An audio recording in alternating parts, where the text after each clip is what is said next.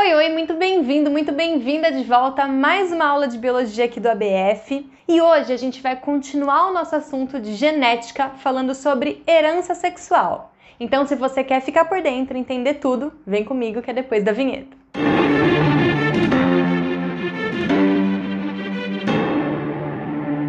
Então a gente vai falar sobre herança sexual que envolve os cromossomos chamados sexuais, que definem o sexo dos indivíduos. Ela também pode ser chamada de herança alossômica. E com relação aos cromossomos sexuais, vamos rever algumas coisinhas que a gente já falou anteriormente. Então, os cromossomos humanos, são 46. Nós temos 46 moléculas de DNA dentro do núcleo das nossas células, ou então 23 pares. Por que pares? Porque esses cromossomos eles são homólogos, eles trabalham juntos para a determinação das características, funcionamento do organismo e tudo mais. Muito bem, esses 46 cromossomos ou 23 pares são divididos da seguinte forma: 22 são chamados de pares autossomos e um que eu coloquei aqui entre aspas e eu já vou explicar para você o porquê, é o par sexual. Esse par sexual é o que determina a característica do gênero masculino ou feminino. Então, as meninas são aquelas que possuem 2 vezes o cromossomo X. Ele está presente 2 vezes nas células. E é por isso que a gente fala que o sexo feminino é o sexo homogamético, porque ele tem 2 cromossomos iguais. Já os meninos, eles possuem um X e um Y. Ao contrário do que a gente está falando aqui, esses cromossomos, o X e o Y, eles não são pares, eles não são homólogos. E pelo fato dele ter os 2 cromossomos diferentes, a gente chama os meninos de sexo hemigamético. Vamos falar um pouquinho então sobre a constituição dos gametas, por conta da diferença entre os cromossomos X e o cromossomo Y. Então vamos pensar no caso de uma menina. Uma menina tem 2 cromossomos, que são os X. E olha só, pessoal, aqui eu não estou desenhando o cromossomo não, porque a gente desenha o cromossomo simbolizando ele com a letra X. Na realidade, eu estou fazendo X aqui, que é o nome do cromossomo feminino, ok? Muito bem, durante a meiose, para a produção de gametas, você já tá craque, não preciso nem fazer passo a passo, você já sabe que vai ter separação de cromossomo homólogo, depois vai ter separação de cromátide irmã e vai ficar um cromossomo em cada célula, haploide agora, gametas, carregando um cromossomo X. No caso dos meninos, ele tem um cromossomo X e um cromossomo Y. Então, quando ele sofre meiose, um dos gametas fica carregando o X, o outro gameta carrega o Y. E é por isso, pelo fato dos meninos produzirem gametas diferentes, que são eles que determinam o sexo do bebê no processo de fecundação. Vamos fazer um cruzamento bem rápido aqui para você ter isso em mente. Então, eu tenho uma menina, constituição XX, e num cruzamento com o menino, constituição XY.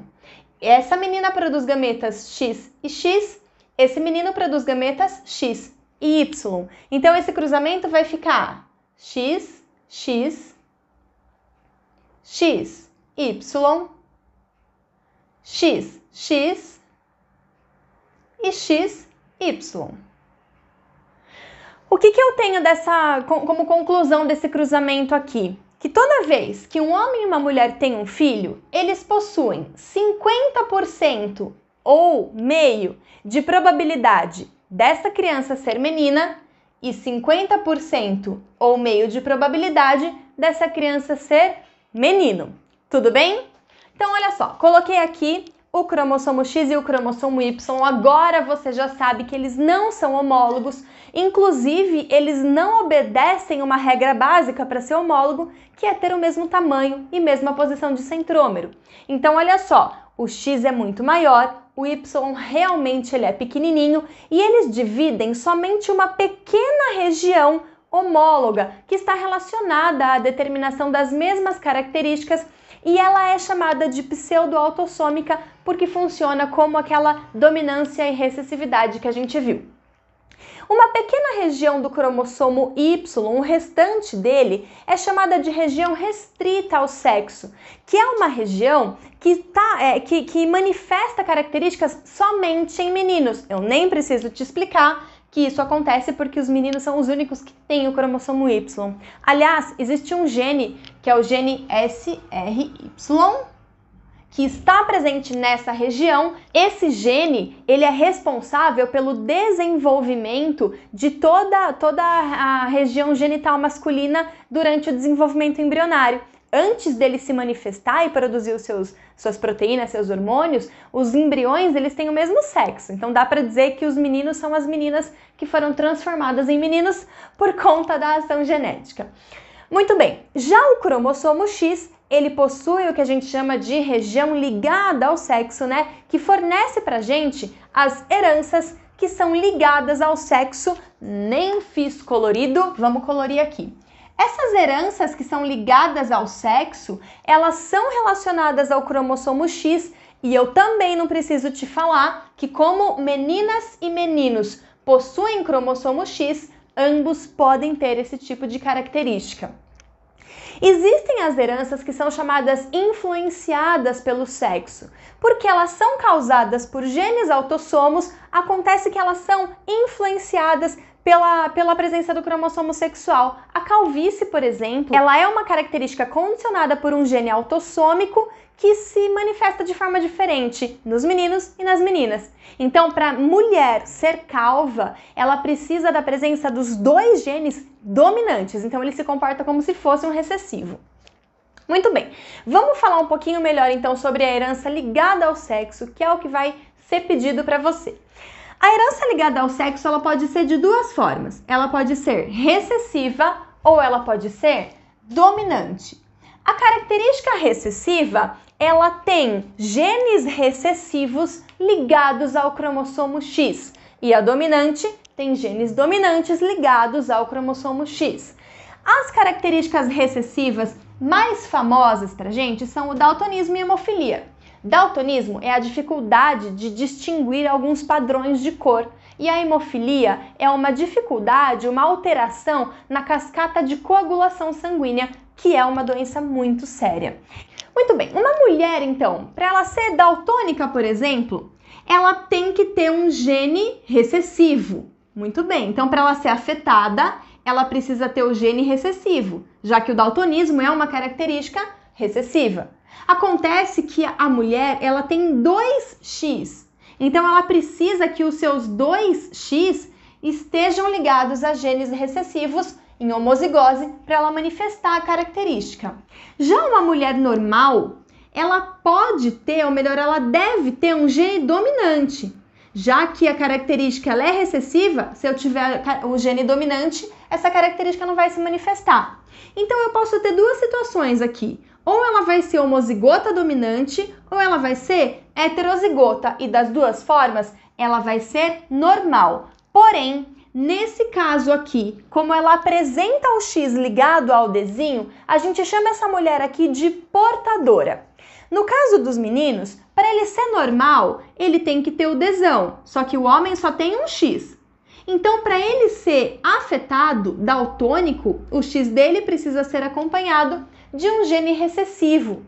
Pelo fato do homem basta ter somente um X, basta um X para ele ser daltônico, esse tipo de característica ela é muito mais frequente em homens. A mesma coisa acontece com a hemofilia. Eu trocaria a letra D pela letra H. Mas as mulheres, para elas serem normais, elas podem ser homozigotas dominantes, então seria XHzão, XHzão, ou XHzão, XHzinho, heterozigotas, sendo, portanto, portadoras. No caso de ser afetadas, as mulheres seriam XHzinho, XHzinho, homozigotas recessivas. Os homens, XHzão Y, paranormais, e XHzinho Y como hemofílicos. No caso da característica dominante ligada ao X, que é o raquitismo, nós temos o mesmo princípio. Eu nem precisaria estar falando isso para você. Então, uma mulher, para ela ser raquítica, para ela apresentar raquitismo, ela tem que ter o gene dominante.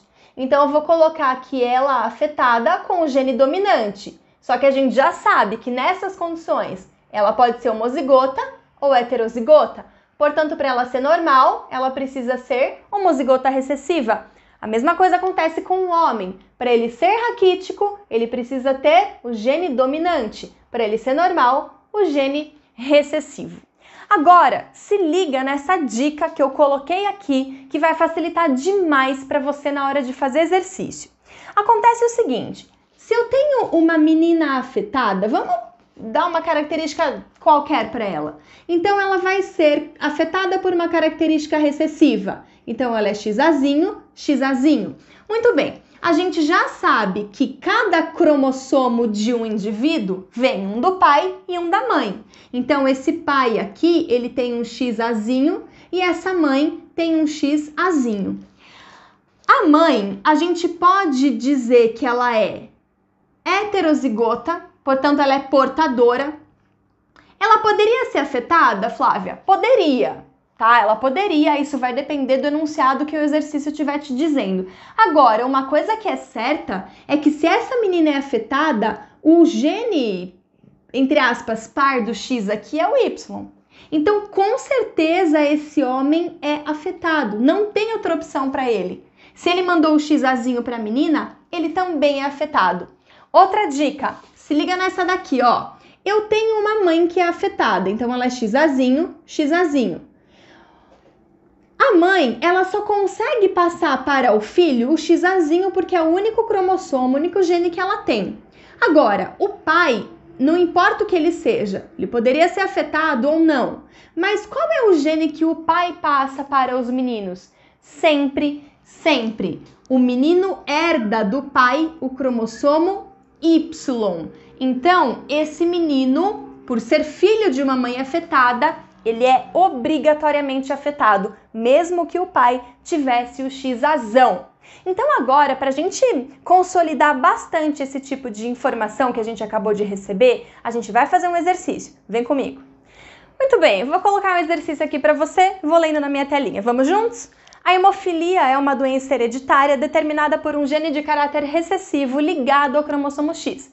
Supondo que um homem normal faz a sua genealogia. Um homem normal. Um homem, eu sei que ele é um quadradinho, e se ele é normal, se ele não é afetado, eu não vou pintar esse quadradinho. Mas ele casou-se com uma mulher portadora. Para e coloca a mulher aqui. Ela é portadora. Nós falamos anteriormente que uma mulher portadora, ele é normal, né, para hemofilia, então ele é Hzão. Uma mulher portadora, a gente sabe que ela tem um gene dominante, mas ela porta o gene para a hemofilia. Muito bem. Qual é a probabilidade desse casal gerar uma menina hemofílica? Ele quer saber a probabilidade de nascer uma menina hemofílica. Bom, vamos fazer o cruzamento então para chegar a essa conclusão. Esse cara aqui, ele produz gametas XHzão e Y. E essa mulher produz gametas XHzão e XHzinho. Vamos cruzar então para ver o resultado disso daqui.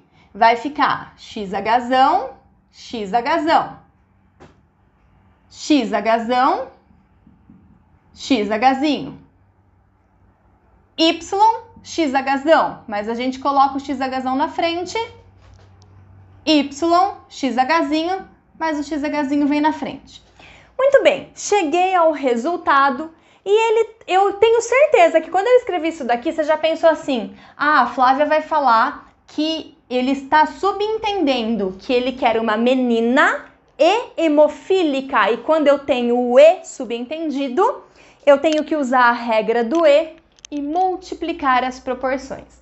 Acontece que no cruzamento de herança sexual, a gente já tem definido aqui quais são os sexos. O que eu tenho que fazer nessas condições? Quando ele me pede menina, eu vou precisar analisar somente as meninas. Eu vou esquecer que existe essa situação aqui, porque ele quer saber das meninas. Qual é a chance de uma menina ser hemofílica nessa situação?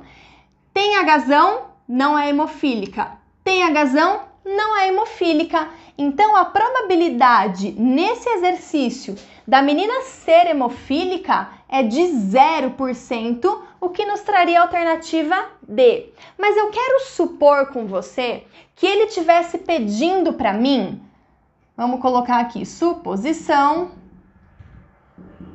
que ele estivesse pedindo para mim a probabilidade de ser uma menina normal. E aí, olha só o que a gente ia ter que fazer. Da mesma forma, eu não vou considerar os meninos, porque ele está me perguntando sobre as meninas. Se ela tem um agazão, ela é normal. Se ela tem um agazão, ela é normal. Então, das duas meninas disponíveis são normais. 2 por 2 dá 1, que é 100%. Então, a probabilidade de nascer uma menina normal é de 100%. Percebeu como a gente analisa de forma um pouco diferente a herança sexual? Então, se liga nessas dicas que eu tenho certeza que você vai conseguir resolver todos os exercícios com bastante tranquilidade. Não esquece, hein? Se você gostou dessa aula, comenta aqui pra mim, curte, compartilha.